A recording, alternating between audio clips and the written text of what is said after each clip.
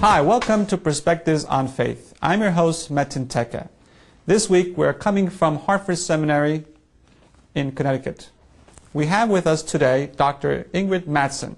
She's a professor of Islamic Studies at Hartford University, and she's also the president of the Islamic Society of North America. Dr. Mattson, thank you for coming on our show. You're welcome. Would you describe the gender stratification of the society in which Prophet Muhammad grew up in? What you have to understand about pre-Islamic Arabian society, first of all, is that it was a society in which there was no rule of law. There was no political structure that was governing the Arabian Peninsula. The only ruling powers were tribes that were in mutual rivalry. These tribes became or operated in a way similar to a gang structure. What that means is that the only way to have power, the only way to promote your interests is by using brute force. The tribes are highly territorial and are in constant conflict with each other. A society like this values strength, force, and is highly militarized.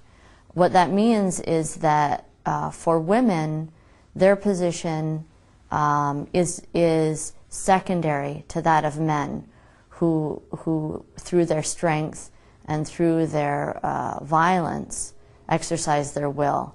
So the basic structure of the society is one in which women, as mostly non-combatants, are in a secondary position to men. So why would women respond positively to the message of Muhammad?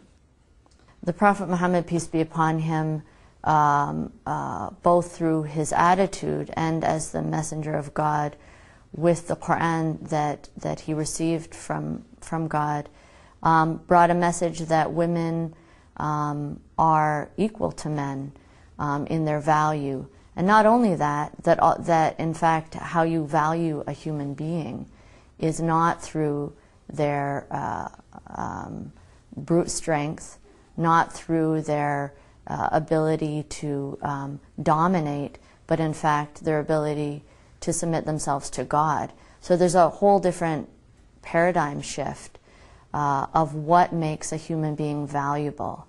In pre-Islamic Arabia, what made a human being valuable was to be a dominant warrior, someone who by whatever means necessary, subjected other people to his will. What the Quran says is that the person who is valuable, in akramakum indallahi atqakum, is the one who is most noble in the eyes of God, is the one who has most awareness of God. That awareness is something that can be gained by either a man or a woman. That your gender has nothing to do with whether you have the ability to submit yourself to God. So there's a completely different assessment of the value of a human being according to the Quran, the Quranic paradigm. Could you provide examples of these women's responses, initial responses to Muhammad's message? Well, as is well known, the first person who responded to the Prophet Muhammad's message was his wife Khadija. Khadija, who was really in all ways a full partner to the Prophet Muhammad, peace be upon him.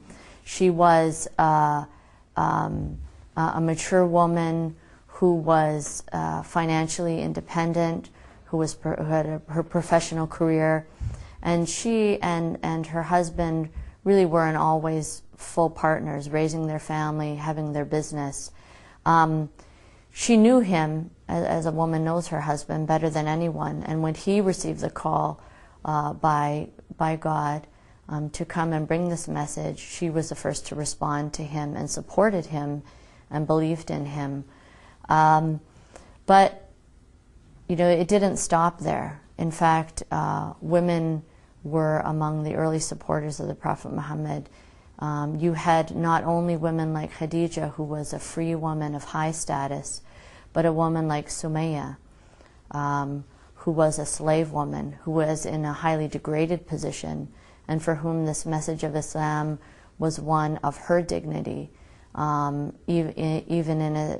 if it appeared by all objective measures that she was the most degraded person in Meccan society.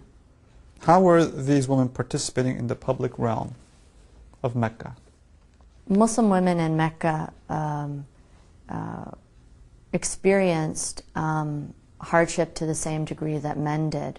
We find that, for example, the first martyr in Islam was Sumayya, who was murdered in a brutal fashion by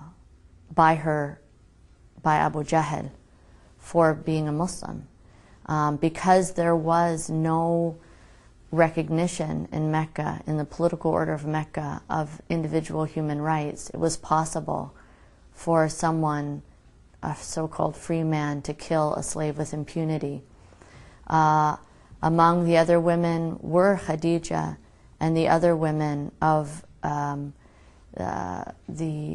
Banu Hashim, the clan of the Prophet Muhammad, peace be upon him, who were boycotted by the rest of Quraysh for 3 years, who had to live on the outskirts of Mecca and were deprived of meaningful sustenance. In fact, we know that Khadija died because she was weakened by the boycott. She and other women suffered along with the male believers in that situation. Women also were among the delegation that left Mecca at the command of the Prophet Muhammad to seek refuge with the ruler of Abyssinia, a good Christian king who gave refuge and comfort to the Muslims who were persecuted in Mecca.